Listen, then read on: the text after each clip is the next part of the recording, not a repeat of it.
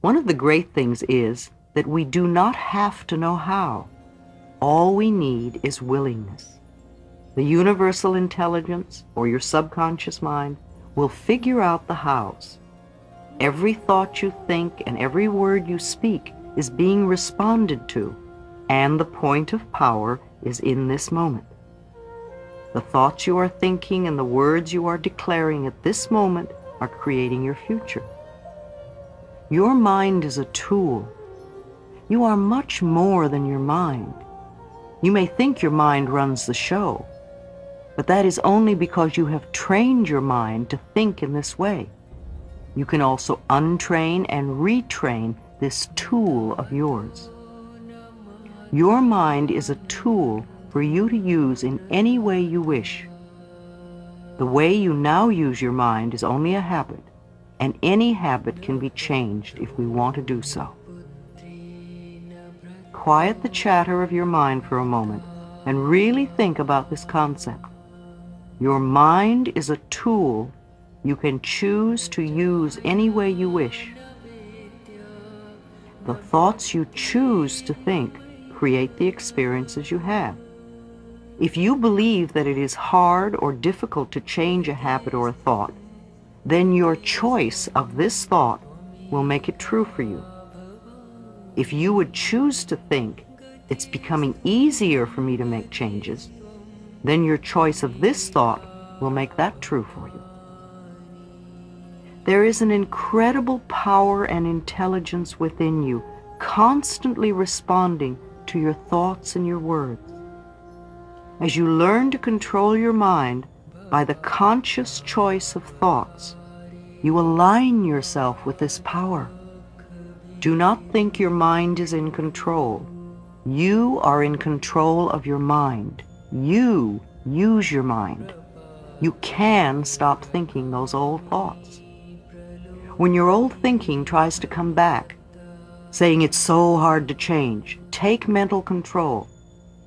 Tell your mind, I now choose to believe it is becoming easier for me to make changes. You may have this conversation with your mind several times before it will acknowledge that you are in control and that what you say goes. The only thing you ever have any control of is your current thought. Your old thoughts are gone. There's nothing you can do about them except live out the experiences they caused. Your future thoughts have not been formed, and you do not know what they will be. Your current thought, the one you're thinking right now, is totally under your control.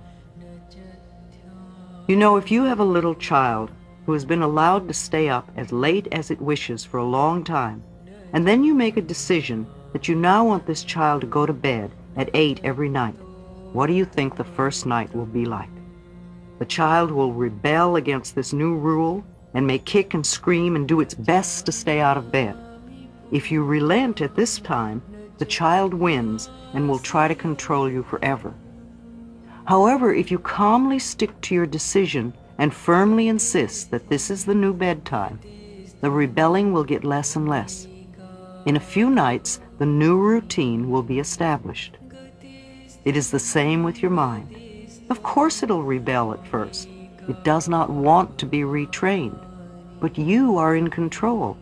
And if you stay focused and firm, in a very short time the new way of thinking is established.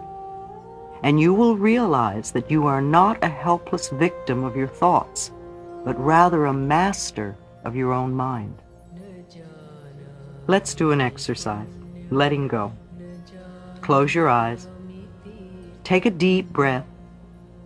As you exhale, allow all the tension to leave your body. Let your scalp and your forehead and your face relax. Let your tongue and your throat and your shoulders relax.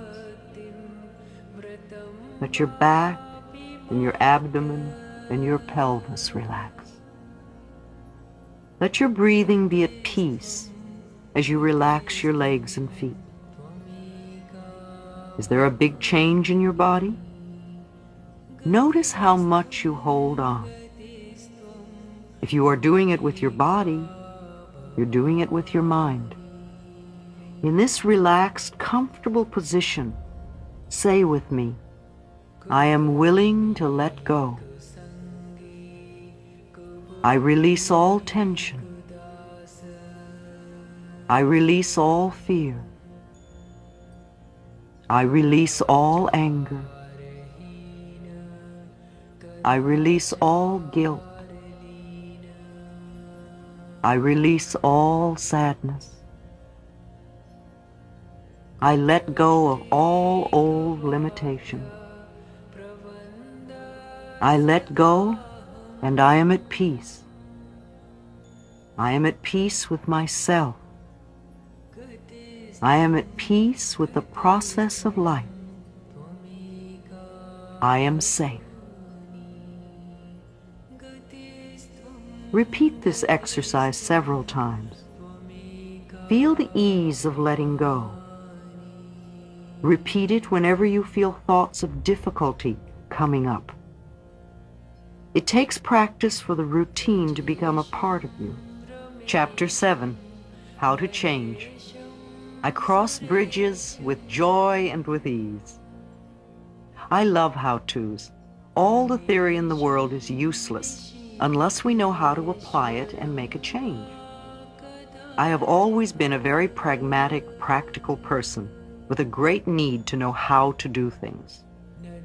The principles we will be working with at this time are nurturing the willingness to let go, controlling the mind, learning how forgiveness of self and others releases us, releasing the need.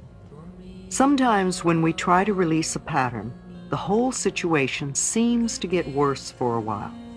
This is not a bad thing. It is a sign that the situation is beginning to move. Our affirmations are working and we need to keep going. Example, we are working on increasing prosperity and we lose our wallet. We are working on improving our relationships and we have a fight.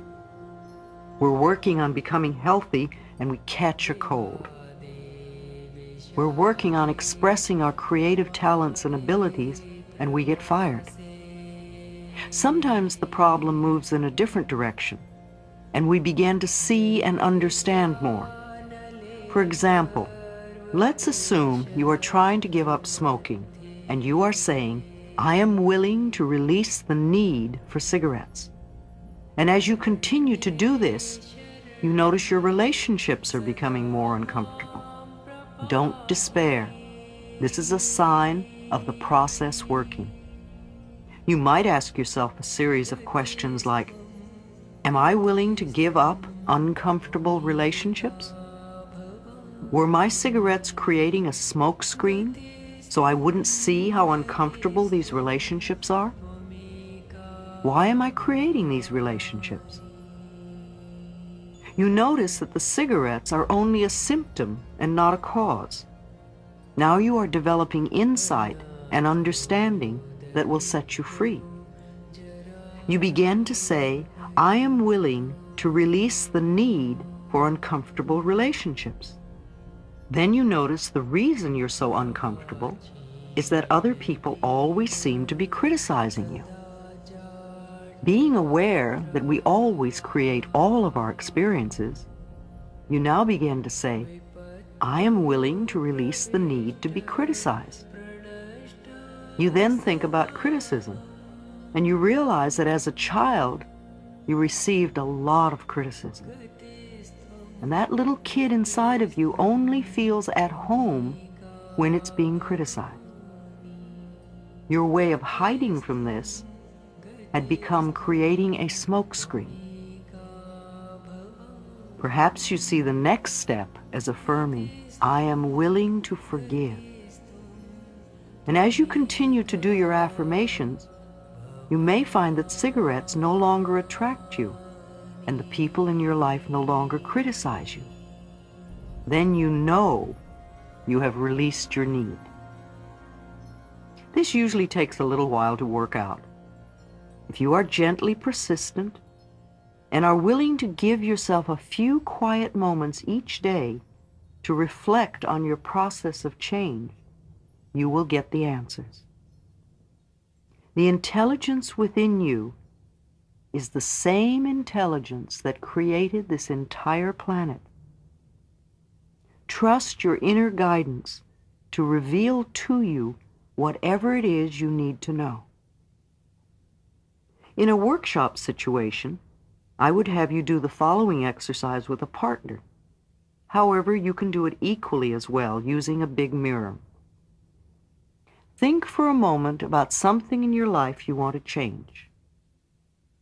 At the mirror, look into your eyes and say aloud, "I now realize that I have created this condition, and I am now willing to release the pattern in my consciousness that is responsible for this condition."